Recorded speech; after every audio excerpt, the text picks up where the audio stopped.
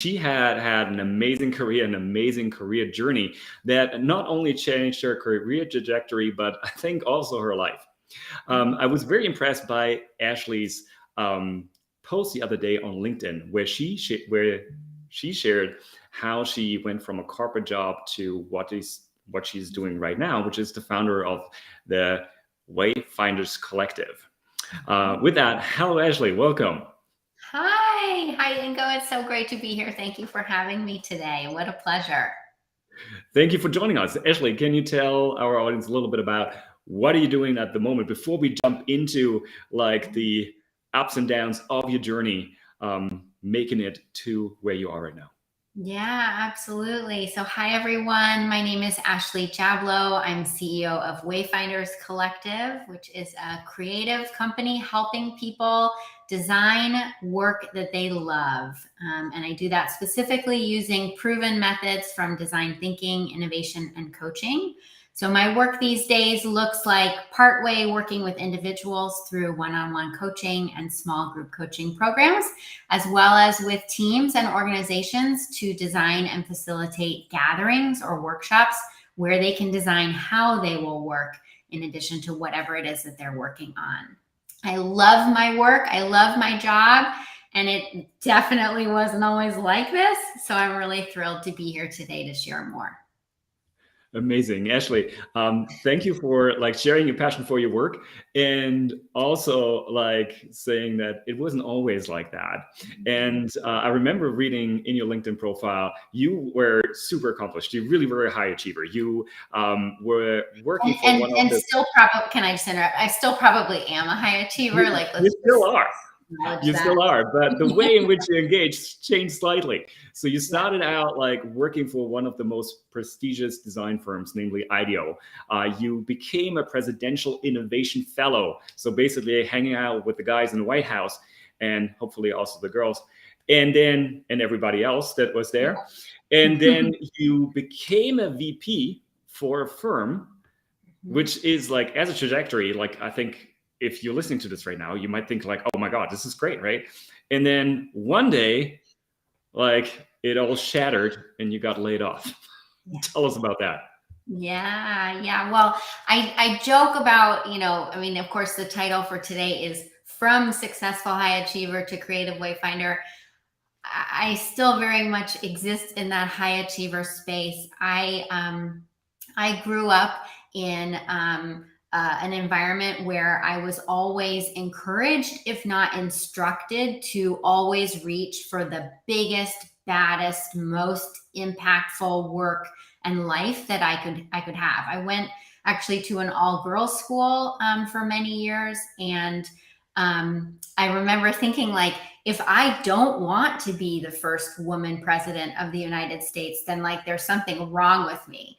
So much, which is like crazy to say out loud, but I really internalized that, like, I've got to achieve, I've got to go out for the brand recognition, the big titles, the career trajectory, right? And in large part of most of my career, actually, I was really successful at that. Like I went for like you said, I went for the brand names. I mean, I was lucky enough to have presidential in my title.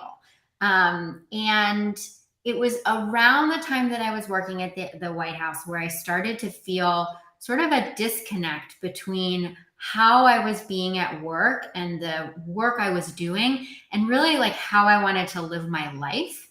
But we get those signals, and we often, at least I, for many years, was really good at suppressing them and just sort of going with the plan, because there was a plan. I worked at the White House. Now what? And I may have mentioned this before, but I think work is often like a great parallel with dating and romantic relationships, right? So there's like, I'm going to go out and find a new partner. That's like the job search and all the excitement about that. There's the honeymoon phase of, oh my gosh, they're so adorable. I love them. This is amazing. Then there's like, well, he leaves his dishes in the sink, but he's my life partner. So we're really in it together, And then sometimes there's the end of the relationship. There's like the getting dumped part.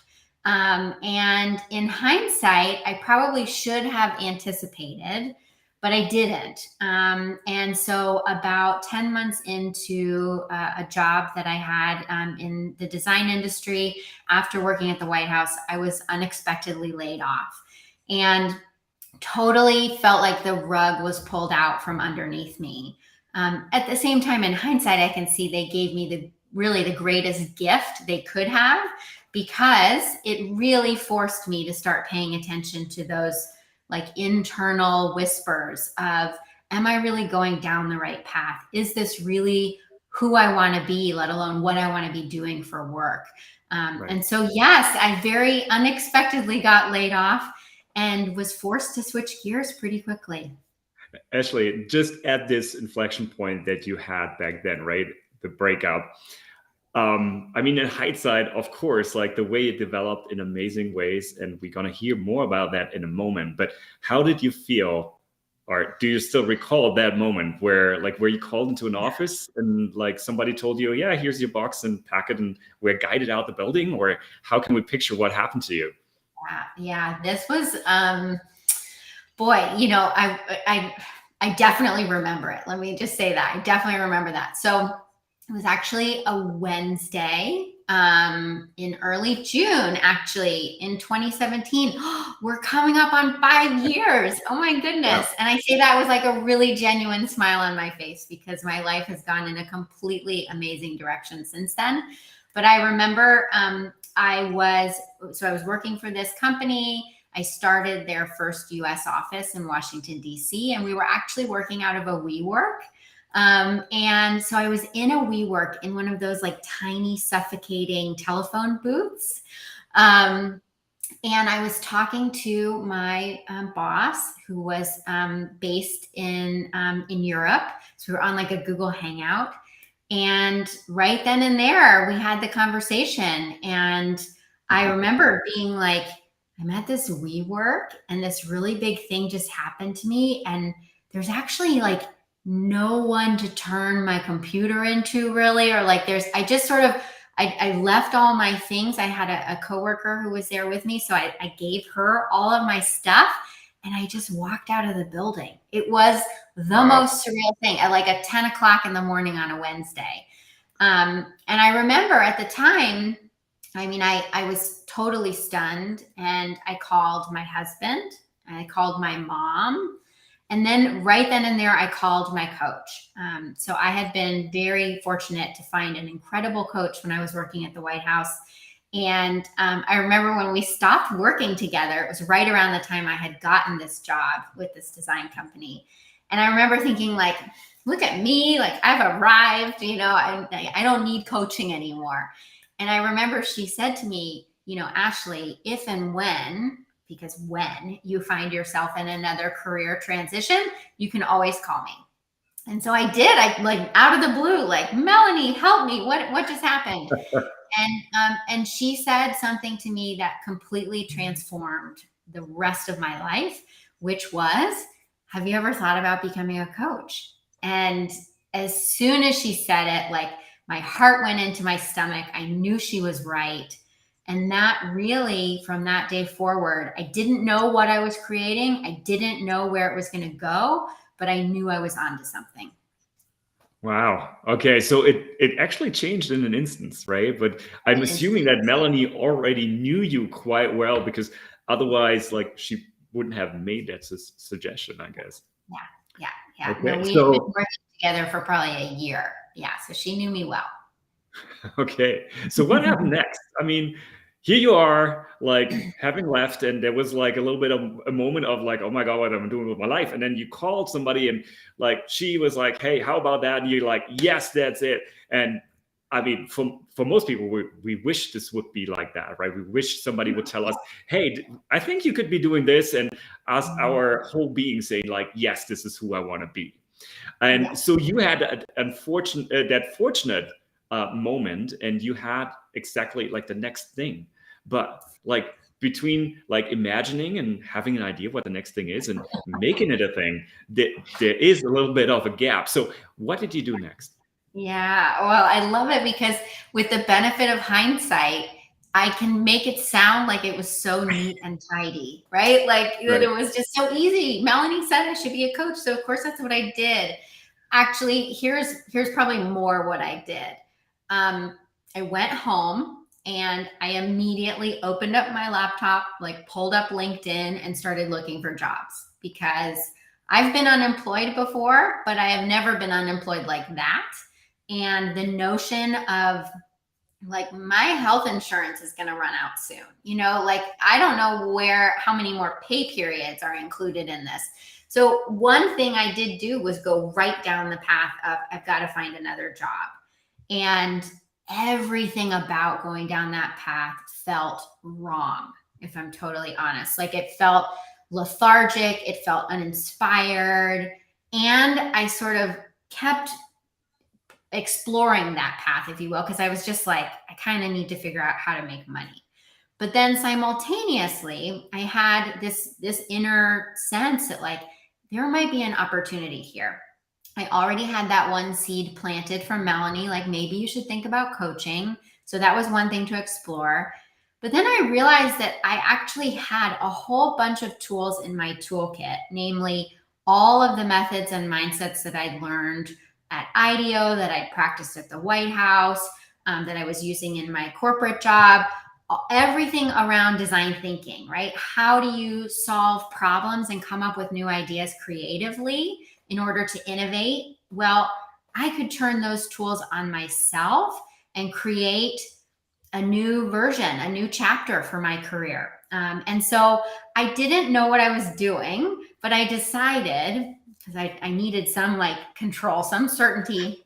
I decided that I was going to design and run what I called a 60-day design sprint for my life.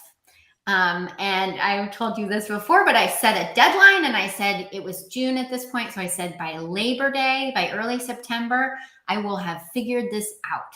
Right. And so yeah, go ahead. Yeah, I just want to know, like, was this something that you did in your head, or did you actually sit down and you made a plan and you like did a timeline and like it? How did you go about it? Yeah. So what you can't see now in my office is I have flip charts and Post-its and Sharpies and markers everywhere. I've got all the walls filled. This is just like how my brain works. So at the time, I didn't have an office, actually. I mean, this was pre-COVID, like nobody worked at home, right? So I went into the basement, which was like where our spare kind of guest bedroom was. And I hung up some flip chart paper on the wall and kind of claimed this as like, this is my innovation space. It was like a little tiny corner of this like not heated, not air conditioned basement that I carved out as my own. And in fact, I've taken pictures of it. It's still like an artifact that I really connect with.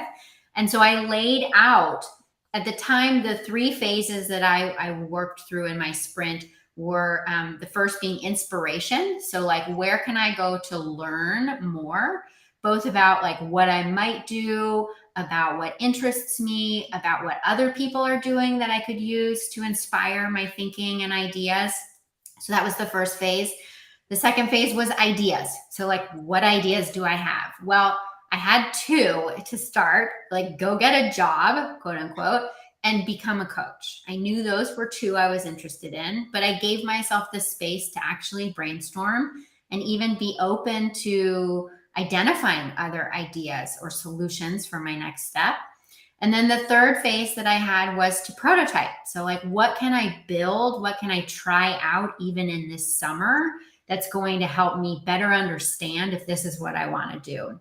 And I really ran through that whole sprint. And in fact, I have to look for the link, Ingo, but I have the template that I used on wayfinderscollective.com, like way in the archives. It's called a 60-day sprint to design your life. So if anyone wants to go looking for it, it's definitely in there and available to download. But I really did, like, I guess I love homework. I love giving myself homework assignments. So I went through the sprint in 60 days.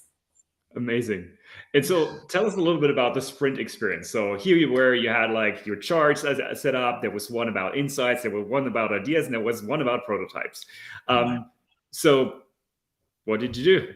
Like create a bunch more post-its? How did you go about this? Yeah, I mean, well, then I started the one that felt immediately fruitful for me was inspiration. So my first go-to whenever I'm trying to learn is to talk to other people. That's just like how I access information. So I set up a number of informational interviews and coffees with like peers, but also with other experts and people more senior that I was really inspired by, just like both because, hey, by the way, I need a job, but also because I want to learn about how did you get to where you are, and what steps, what advice would you give me? And interestingly, one of the things that really emerged from those conversations was whether someone was employed by an organization, self-employed, or also looking for work. Everyone I spoke with was like, wow, this is really cool that you're doing this thing. And like, can you tell me how to do this too? I mean, it was so funny because the power dynamics when you're changing careers, when you're transitioning, it's often like it feels imbalanced between you and whoever it is that you're seeking information from or a guess from. And so I went into these conversations like a little sheepish, like I just got laid off and I don't quite know what I'm doing. And assuming they had all the answers, right? And Right. without a doubt, people were like, oh, this sounds really cool. Like, can you tell me how to do it? Because I don't know what I'm doing.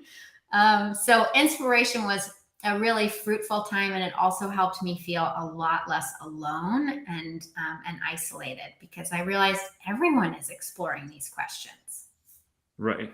And I think it's such an important point because I think oftentimes we feel like we have to find the answers ourselves. And I think it's like moments like this where you tell your story, where we recognize, hey, maybe I'm not alone in this, right? Mhm. Maybe there are other people like me in this situation. And like from my experience, I can also assure you, and having talked to Ashley and a lot of other people, there are a lot of people who went through this.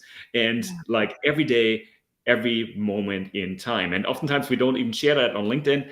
We just pretend we are in our own job or we do some volunteering work or whatever.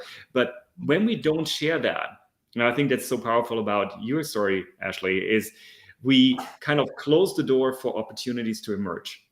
And Mm. by you like going out and approaching this with a learner or growth mindset, whatever you want to call it, you actually open the door like wider than most people feel comfortable, right? And you say, well, this is who I am. This is where I am and I'm at. And this is what I'm going through. And with that, I think others felt like way closer to you and felt like, yeah, I have been there. Tell me more about this. This is how I'm feeling.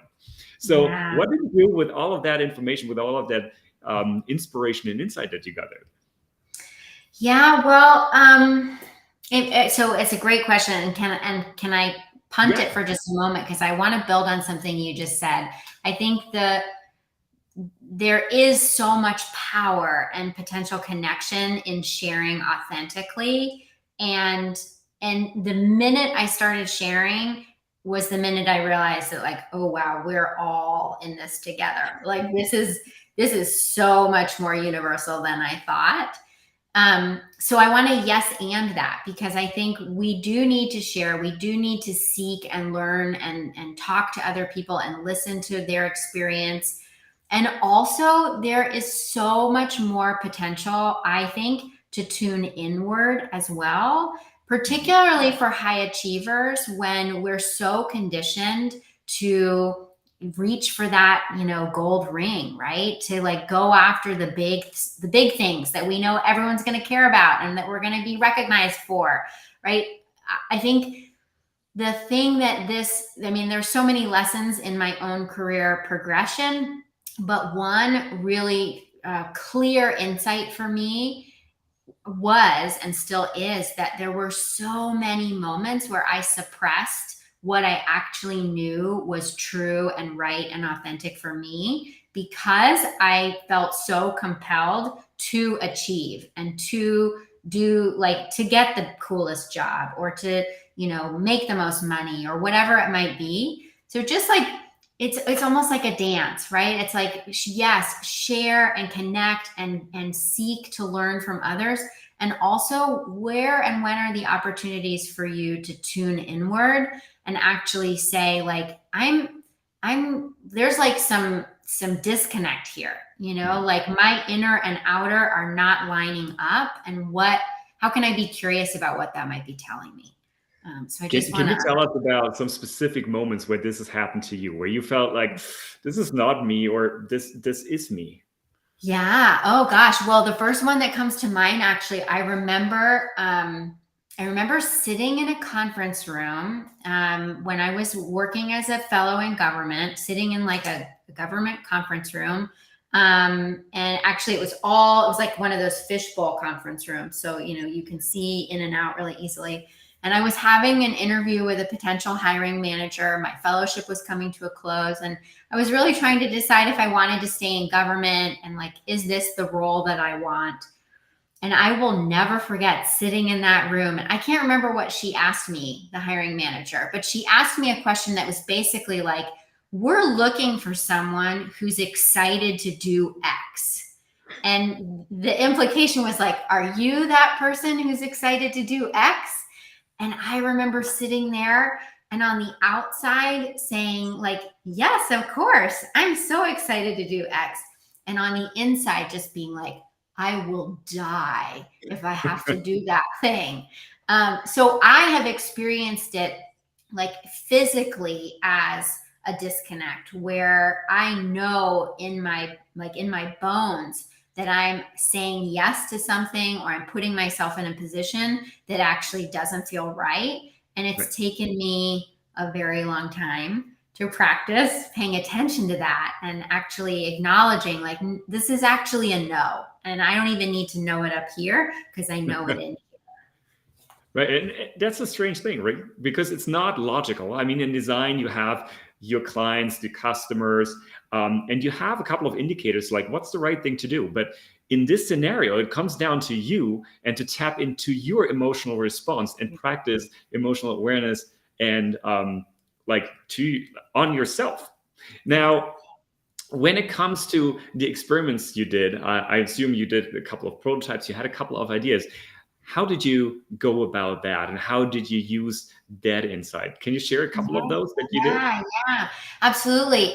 So the main prototype that I tried during the 60-day sprint was actually showing up as a guest speaker for a group of innovators in federal government. And I think I had been part of that community while I was in government. And then through my like reconnecting with people as part of my inspiration phase, like, hey, I'm looking for work. Can you help me out?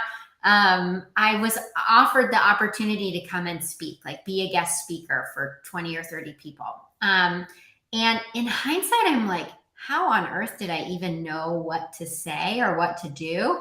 But it was actually really clarifying because I remember so clearly, it came near the end of my sprint, sometime in August. And it really forced me to codify, like, what has this sprint been about? What am I learning as a result of putting myself out there and really using my design thinking tools on me? And then starting to kind of step into how can I teach other people to do this too. So a couple of the activities that I had or methods that I tried out on myself, I brought worksheets and markers and Post-its, and we worked on them for ourselves in this session. And so it's funny because, again, like, the level of like confidence and honesty I was able to bring to that conversation, in hindsight, I'm like, how on earth did I do that? But in the moment, I was just like, this is my experiment. This is what I'm trying. And I think I had the confidence through that. But I actually remember at one point, one of the participants in that session, she asked me, she kind of pulled me aside and she said, Ashley, like, how have you gotten to a point where you can be so honest about what it is you're going through? And at the time I was like, I don't know, I'm just talking. But I now know that actually this is also a muscle, like being able to be vulnerable and to share wherever we are in our in our lives, in our careers, in our like growth as people. As you just said, Ingo, it's such a connector, right? But we have to make the first move, right? So I think the first thing or the main thing I took away from that prototype was just the power of really standing in my story and saying, this is where I am in this moment, and this is what I have to share, and having the confidence to be honest and know that what I had to share was valuable. Right. Yeah, but I want to go back and see. I have to look back, see what did I present? Like, I'm actually so curious to revisit. Maybe there's some good stuff in there. I think this is already a great takeaway, right? Show up authentically and have conversations that are based on who you are, because it might allow people to actually connect with that person that you want to become, or that you already have inside of you that you're not yet fully, because you don't know how this translates into a career or life or whatever it is, right? And I wondered, so you did a couple of prototypes, and in the interview that we had, or in the conversation we had leading up to this live stream, you shared something about one prototype. I don't know if it was that one where you like left that event and you went on a flight, and it was the end of the 6-month period that you set yourself for your design sprint. Can you tell us about that? Yes, absolutely. Yeah. So I started my 60 days to design my life in like maybe mid-June. I set a deadline. I think it was for more than 60 days, but whatever. I set a deadline that by like Labor Day or early September, I wanted to have figured out what my next move was. And as someone who'd just been laid off, like, okay, I got 3 months to like get back on the horse. That seemed pretty reasonable. I didn't realize that actually what I was rebuilding was like my entire life's philosophy around work. And that takes a lifetime, right? So I was in Portland, Oregon for part of that summer. And I did a lot of walking and a lot of like listening to podcasts and writing and collecting quotes, and just kind of like in my head, in the zone, I'm figuring out my life. And I'll never forget, I was flying home at the end of the summer from Portland, Oregon to Washington, D.C., and I was on a red-eye flight. And you know, when you're on a red-eye, you are either asleep, if you're actually able to do that, or you are awake and sitting in the dark, seething with anger because you're not asleep. And I was the latter. I was awake and I was sitting in the dark, just like brooding. I could not believe I've spent this whole summer trying to figure out, what am I doing next? I've gotten nowhere. Of course, you know, like the catastrophic thinking, like I've gotten nowhere. I have nothing to show for this. How am I going to like get back out there? And I was just kind of sitting and ruminating and considering, and out of nowhere, the phrase creative wayfinding popped into my head.